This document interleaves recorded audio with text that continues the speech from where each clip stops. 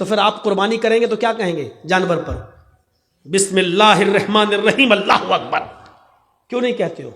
वहां पूरी बिस्मिल्लाह क्यों नहीं पढ़ते हो? नहीं पढ़ते हो क्यों? वहां नहीं बताया। वहां क्या बताया? बिस्मिल्लाहि वल्लाहु अकबर। दुनिया जानती है कि वहां रहमान रहीम पढ़ना अकल के खिलाफ है, क्योंकि वहां जानवर को ज़िबह किया जा रहा है। और वहां कोई कहेगा बिस्मिल्लाह रहमान रहीम तो आदमी कहेगा ये कहाँ रहम है? एक तरफ जानवर काट रहे हैं, दूसरी तरफ रहमान रहीम, बड़ा रहम करने वाला इंतहा रहमान है। तो मेरे भाइयों, इसलिए जितना हदीसों से साबित है उतना करो। ईमान का तकाजा यही है मेरे भाइयों। क्या कहा? फक्जी हजरत खौला को देखो, वो खौला बिनते सालबा, उनके पति ने उनसे एक बार गुस्से में कह दिया अंते अलैया कज़ारे उम्मी, तू मुझ पर मेरी मां की तरह हराम, क्या आज के बाद हाथ नहीं लगाएंगे तुझे। क्या समझती है तू अपने आप को? हम लोगों में भी ऐसा हो जाता ना कभी कभी, बीवी बहुत नखले दिखाए, अम्मा बन रही मेरी, कभी गुस्सा हो गई, भग, जैसे मेरी मां मुझ पर हराम तू भी हम हराम, भग, नहीं छुएंगे तुझे आज के बाद।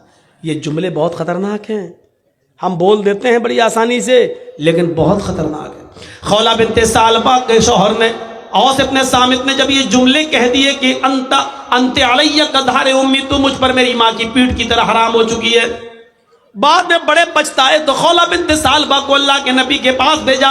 ईमान देखिए, खौला बिनते सालबा अल्लाह के नबी के पास जाती और कहती है अल्लाह के रसूल मेरे लिए रास्ता निकालो। अल्लाह के नबी ने कहा नहीं जाओ, अब तुम उनके ऊपर हराम हो चुकी हो। हैं? हराम कैसे? कहा जाओ, अब तुम उनसे नहीं मिल सकती हो। जैसे माँ की खिदमत की जाती है वो तुम्हारी वैसे खिदमत करेंगे। वो बहस करने लगी, जिद करने लगी। अल्लाह के नबी ने कहा उठो, तुम्हारे लिए मेरे पास कोई रास्ता नहीं है। उसको घर से वापस कर दिया। खौला बिनते सालबा नबी के घर से बाहर निकली, ना उम्मीद, निराश, मायूस, लेकिन दरवाजे से निकलती है। अल्लाह के रसूल के दरवाजे से लगा हुआ दरवाजा मस्जिद नबवी का है, मस्जिद नबवी का है। उसने मस्जिद नबवी की चौखट को देखा, चौखट को देखते ही चीख पड़ी, मोहम्मद तेरी चौखट बंद हो गई तो क्या हुआ, रब की चौखट तो खुली है। गौर करो ईमान की ताकत क्या है। ईमान किसे कहते हैं? वो नाउम्मीद नहीं हुई। आए मोहम्मद सल्लल्लाहु अलैहि वसल्लम, तेरे घर की चौखट बंद हो गई तो क्या हुआ, रब की चौखट तो खुली है। हदीस के अल्फाज हैं, वो औरत मस्जिद में दाखिल होती है। मां बहनों सुनो, ओ चूड़ियां खरीदने वाली हो सुनो, ओ मार्केटों में लिपस्टिक और क्रीम और पॉन्ड्स खरीदने वाली हो सुनो, ये तुम्हारी जैसी एक औरत है खौला बिनते सालबा, नबी की चौखट से निकलती है तो मस्जिद में घुस जाती है, वुजू बनाती है, 2 रकात नमाज पढ़ती है, फिर अकेले अपने रब के सामने दोनों हाथ उठाकर ये दुआ करती है, इलाहुल आलमीन तेरे नबी की चौखट बंद हो गई तो क्या, तेरी तो खुली है। अल्लाह मेरे और मेरे शौहर के दरमियान कोई रास्ता निकाल, अल्लाह मेरे और मेरे पति के लिए कोई रास्ता बना दे। अल्लाह ने कहा जिब्रील क्या देख रहे हो, अगर मैंने अपनी बंदी के लिए रास्ता न निकाला तो कौन निकालेगा। जाओ और मेरे हबीब से, मेरे नबी के पास कुरान की आयतें लेकर और बता दो कि अल्लाह ने उस औरत के लिए और दुनिया के अंदर कयामत तक की तमाम औरतों के लिए रास्ता निकाल दिया है। जिब्राइल कुरान की आयतें लेके आए। अल्लाह की कसम खौला बिनते सालबा भी मस्जिद के अंदर दुआ मांग रही है, अभी उसके आंसू गिर रहे हैं, अभी उसके हाथ नीचे नहीं हुए, अभी उसने दुआ मांगने के बाद अभी खत्म नहीं की, वो दुआओं में रवानी जारी है, वो दुआ पे दुआ मांगी जा रही है। और यहाँ जिब्रील ये आयतें लेके नाजिल होते हैं, कद समी अल्लाहु कौलल्लती तुजादिलुका फी ज़ौजिहा व तश्तकी इलल्लाह। अल्लाह ने उस औरत की बात को सुन लिया, अल्लाह ने उस लेडी की बात को सुन लिया, अल्लाह ने उस औरत की गुफ्तगू को सुन लिया जो आपसे बहस कर रही थी, तुजादिलुका फी ज़ौजिहा, जो आपसे बहस कर रही थी, जो आपसे डिबेट कर रही थी, जो आपसे लड़ रही थी अपने हस्बैंड के बारे में, वो तश्तकी इलल्लाह। और जब आपने उसको भगा दिया, हटा दिया, घर से बाहर कर दिया, तो वो अल्लाह से भी फरियाद कर रही, वह तश्तकी इलल्लाह, वो अल्लाह को भी पुकार रही, यानी दुआ कर रही है। अल्लाह ने उस औरत की बात को सुन लिया है। जाओ ऐ नबी उस औरत को बुलाओ, और उस एक औरत के लिए मैंने कयामत तक की सारी औरतों के लिए मसला बदल दिया है। कहो जो लोग अपनी बीवियों को अपनी मां की तरह कह लेते हैं, हराम कर लेते हैं, वो अपनी बीवी बना सकते हैं दोबारा, लेकिन दोबारा बीवी बनाने से पहले एक गुलाम आजाद करना पड़ेगा। एक गुलाम आजाद करने की ताकत ना हो तो 60 रोजे मुसलसल पैदर पे रखना पड़ेंगे, कंटिन्यू रेगुलर। और 60 रोजे भी रखने की ताकत ना हो तो 60 मिस्कीनों को खाना खिलाना पड़ेगा, 60 फकीरों को। ये 3 में से कोई एक काम करना होगा तरतीब से। अगर गुलाम आजाद करने की ताकत हो तो पहले गुलाम, ये ना हो तो 60 रोजे, 60 रोजे रखने की ताकत ना हो तो 60 मिस्कीनों को, फकीरों को खाना खिलाएं, और फिर वो तुम्हारी बीवी। ये सजा के तौर पर, लेकिन रास्ता तो निकाला। पहले तो रास्ता ही नहीं था, लेकिन बाद में रास्ता तो निकाल दिया, कम से कम सजा मुतय्यन करके। और सजा इसलिए मुतय्यन किया ताकि हर वक्त हर आदमी अपनी बीवी को अपनी अम्मा की तरह हराम ना करता रहे अपने ऊपर, इसलिए ये सजा मुतय्यन कर दी। तो मेरे भाइयों, खौला बिनते सालबा का ईमान देखो। नबी की चौखट से बाहर तो कहती है, नबी तेरी चौखट बंद हुई तो क्या, रब की चौखट तो खुली है। ये ईमान की ताकत होती है। यही खौला बिनते सालबा जब लाठी टेक कर चलने लगी, बहुत बूढ़ी हो गई, कमर सीधी नहीं होती थी, लाठी लेकर चलती थी। तो एक दिन हजरत उमर फारूक घोड़े पर जा रहे थे। खौला बिनते सालबा ने कहा, उमर घोड़े से नीचे उतर, मेरी बात सुन। हजरत उमर घोड़े से नीचे उतर गए और खौला बिनते सालबा के पास पहुंच गए पैदल, और नीचे झुककर कहते, मां क्या कहती हो? सुनाया, कुछ बात बोले ही। हजरत उमर फारूक वापस आए, लोगों ने कहा, अमीरुल मोमिनीन, एक मामूली औरत के लिए आप घोड़े से उतर गए? एक मामूली औरत के लिए आप घोड़े से उतर गए और उसके पास जाके झुककर उसके कान पे अपने कान लगा दिए उसके होठों से? आप कह सकते थे मेरे दरबार में आ, एक मामूली औरत के लिए आप घोड़े से उतर गए?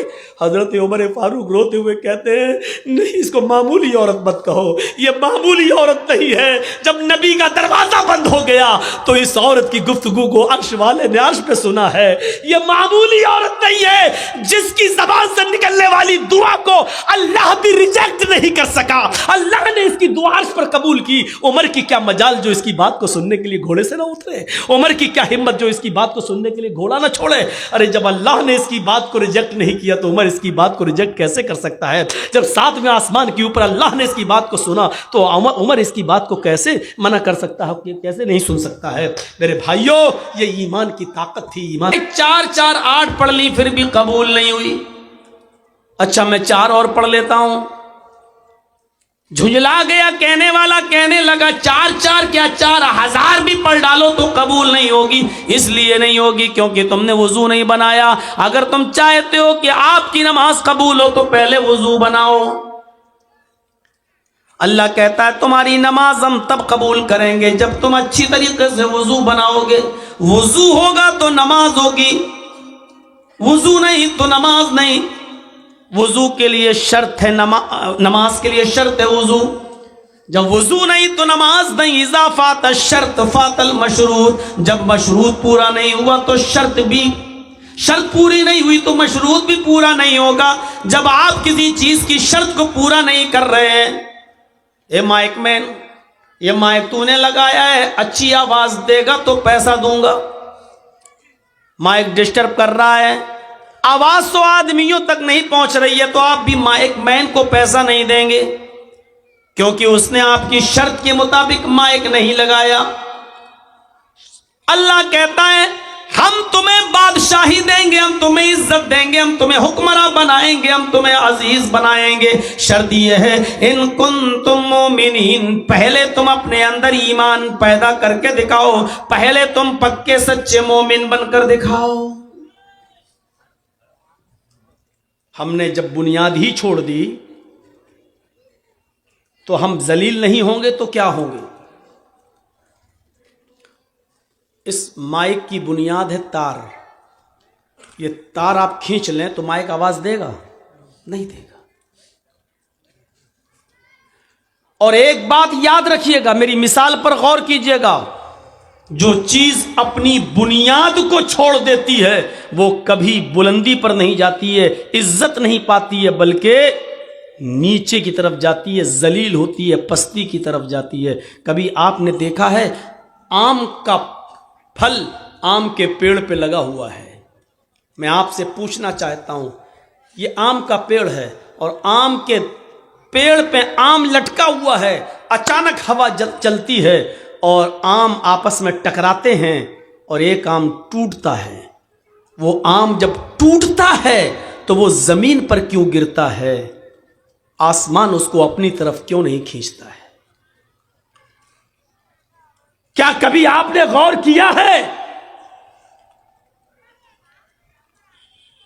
तो गर्म पानी आज मंगाना पड़ेगा, पता नहीं क्या खिला दिए आज,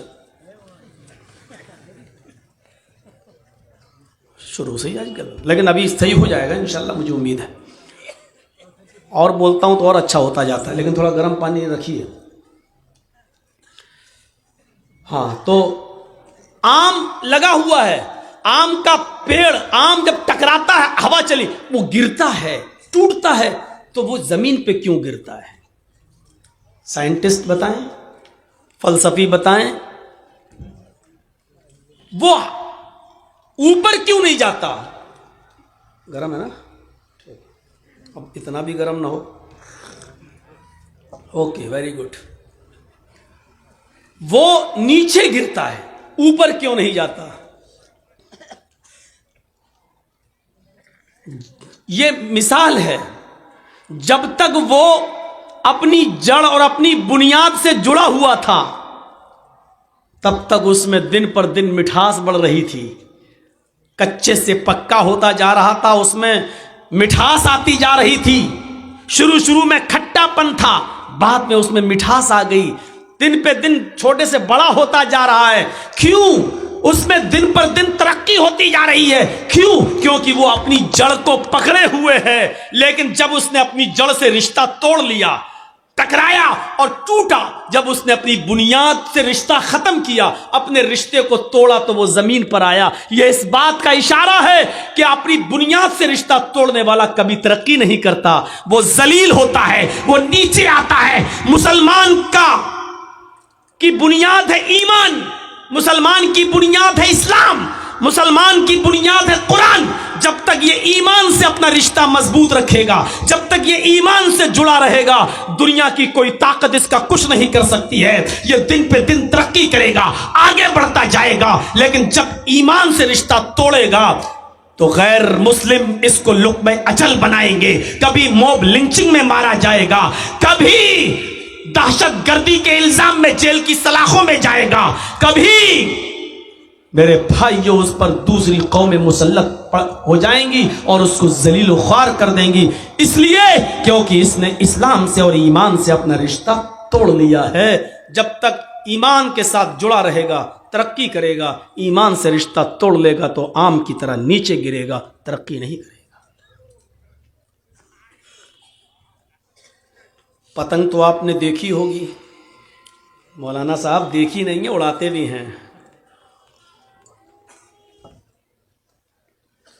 जर्जी साहब पतंग उड़ा रहे हैं, ढील दी और ऊपर गई और ऊपर गई और ऊपर गई। हवा उस पतंग को ऊपर ले जा रही है। वो पतंग जब तक अपनी डोर से जुड़ी हुई है, अपनी बुनियाद से उसका ताल्लुक जुड़ा है, ऊंचाई की तरफ जा रही है।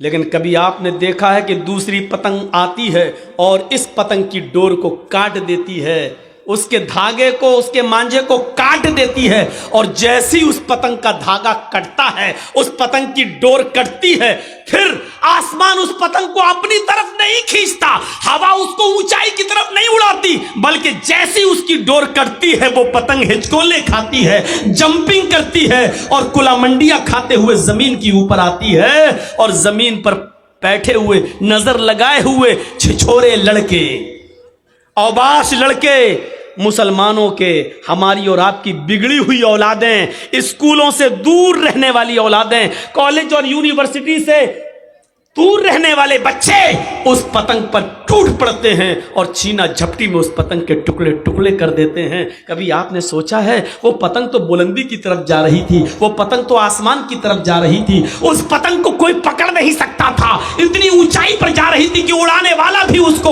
अगर अपने हाथ से पकड़ना चाहे तो नहीं पकड़ सकता है। जो लोग देख रहे हैं वो भी उसकी बुलंदी और तरक्की को देखकर उस तक पहुंचने की कोशिश नहीं कर पा रहे हैं। लेकिन जब उस पतंग ने अपनी बुनियाद से रिश्ता खत्म किया, अपनी बुनियाद से रिश्ता तोड़ा, तो फिर वो पतंग आसमान की तरफ नहीं जाती है, आसमान उस पतंग को अपनी तरफ नहीं खींचता है, क्योंकि आसमान जानता है इस पतंग ने बुनियाद जोर से अपना रिश्ता मुनक़ता कर दिया है। अब इस पतंग का अंजाम यह है कि जलील होगी, नीचे आएगी। अब जिल्लत इसका मुकद्दर बन चुकी है। वो पतंग हिचकोले खाते हुए नीचे आ जाती है और नीचे आने के बाद लड़के उस पर टूट पड़ते हैं और उसको फाड़ देते हैं।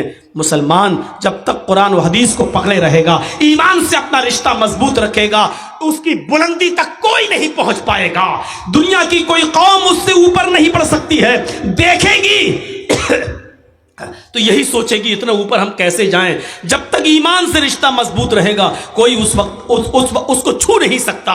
और जब ईमान से रिश्ता तोड़ लेगा तो जैसे पतंग के टुकड़े टुकड़े कर दिए जाते हैं, ऐसे ही मुसलमानों के भी टुकड़े टुकड़े कर दिए जाएंगे, क्योंकि इन्होंने अपनी बुनियाद से रिश्ता तोड़ लिया है।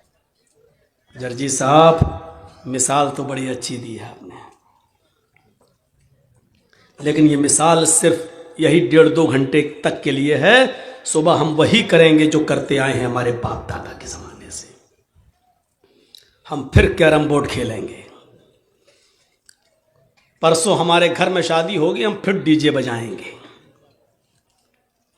फिर शादी होगी तो फिर हम बारात नहीं, डाकुओं को लेके जाएंगे।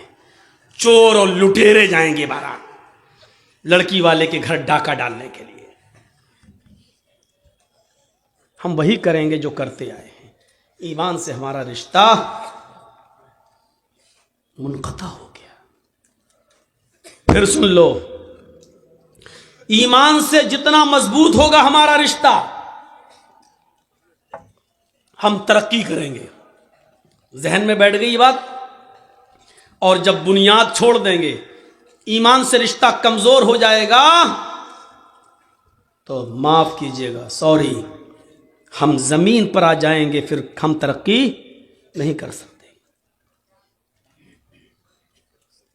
और जब ईमान किसी के अंदर आ जाता है तो ईमान की सबसे बड़ी खूबी क्या है वो भी सुन लो। जिसके अंदर ये खूबी नहीं है वो मोमिन नहीं है। वो लोगों को कह सकता है मेरा नाम मोहम्मद जर्जीस, मेरा नाम मोहम्मद फलां। इस्लाम की, ईमान की पहली खूबी क्या है? जिसके अंदर ईमान होगा, जिसके अंदर ईमान होगा उसके अंदर डर नाम की कोई चीज नहीं होगी। पूरी कौम एक तरफ, वो अकेला एक तरफ।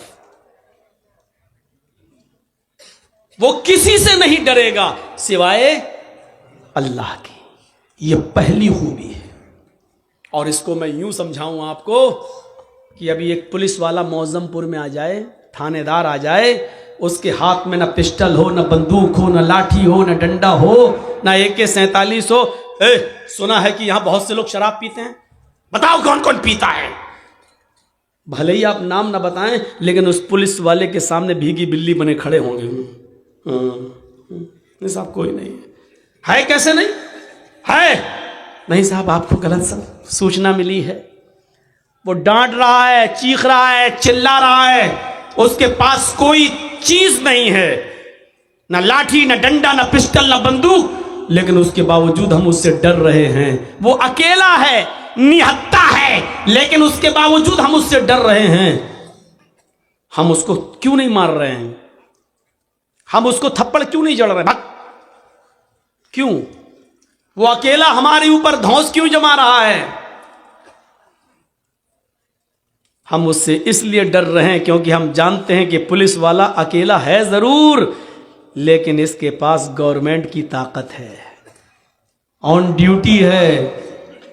एक कॉल अगर कर दिया तो अभी हमारा पूरा मौजमपुर छावनी में बदल जाएगा।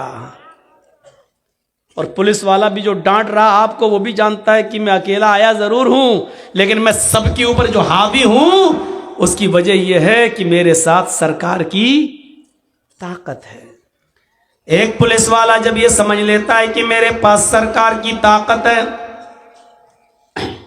एक पुलिस वाला जब ये समझ लेता है कि मेरे पास गवर्नमेंट की ताकत है, सरकार की ताकत है, तो वो पूरे मजमे पे हावी हो जाता है।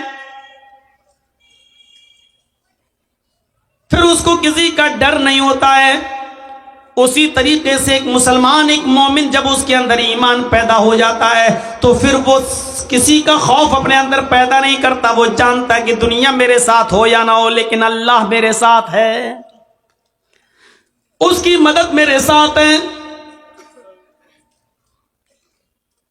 गौर कीजिए, सारे इलाकों को फतह करते हुए मुसलमान, सारे इलाकों पर इस्लाम का परचम लहराते हुए मुसलमान, हिंदुस्तान पर भी मुसलमानों की हुकूमत रही, हर जगह इस्लाम का झंडा लहराते हुए ये मुसलमान जब अफ्रीका पहुंचते हैं तो अफ्रीका में भी इस्लाम का झंडा लहरा देते हैं।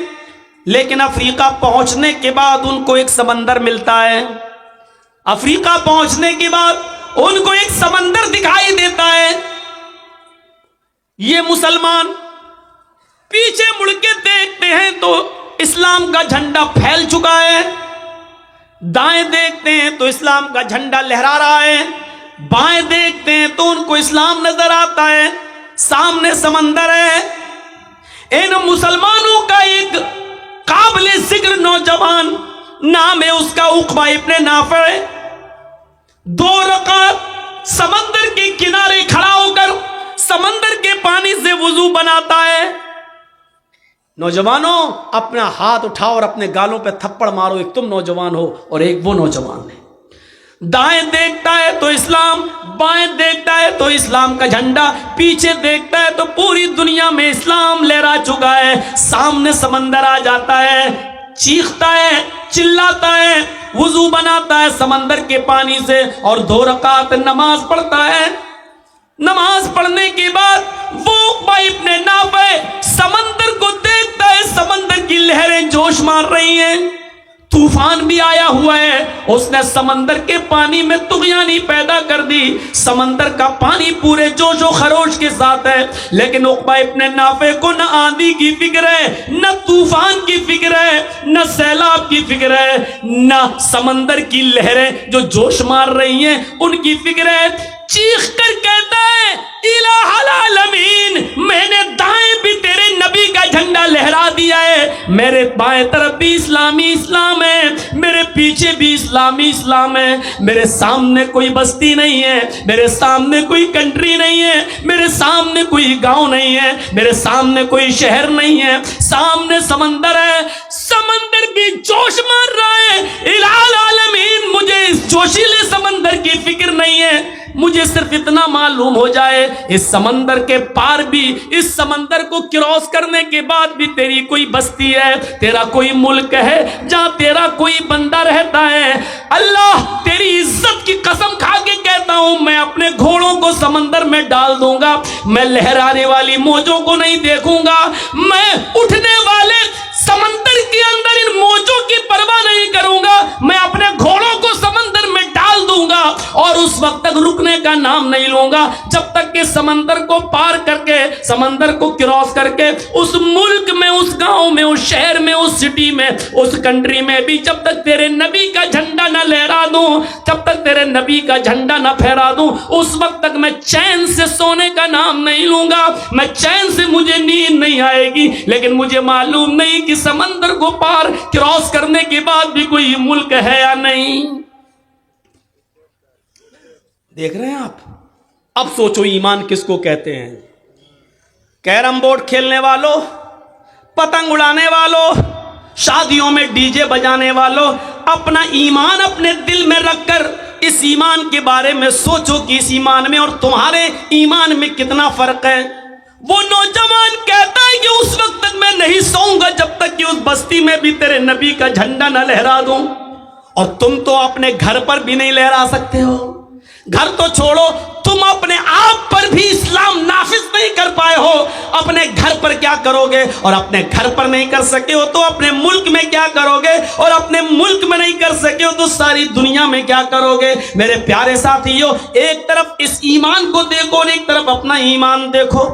उसके अंदर जब ईमान आया तो वो ये नहीं देख रहा है कि समंदर में हम अपना घोड़ा डाल देंगे तो मेरा अंजाम क्या होगा, समंदर की लहरें मेरे घोड़े को बहा देंगी। उसने कहा जब लोग अपने पे आते हैं तो नहीं देखते हैं, नहीं देखते हैं। और इसी को तो देखकर इकबाल ने कहा था, दश्त तो दश्त है दरिया भी ना छोड़ा हमने, बहरे जलमात में दौड़ा दिए घोड़े हमने।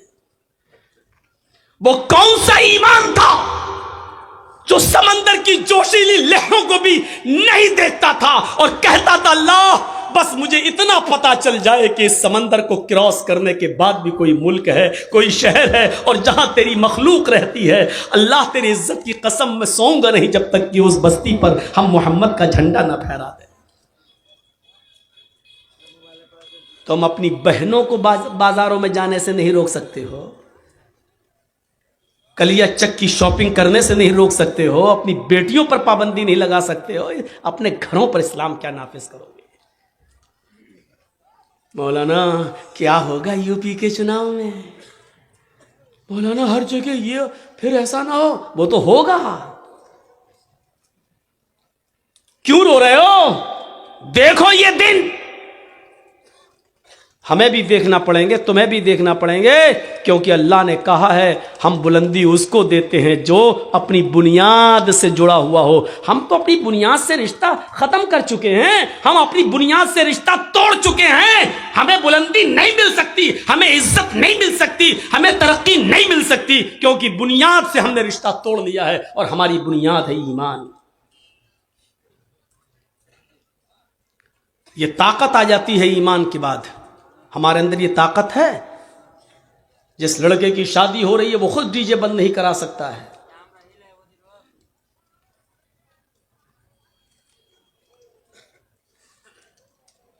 सोचिए आप,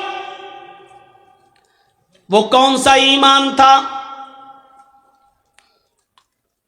हम जरा उस ईमान के बारे में तसव्वुर करें कि वो कौन सा ईमान था।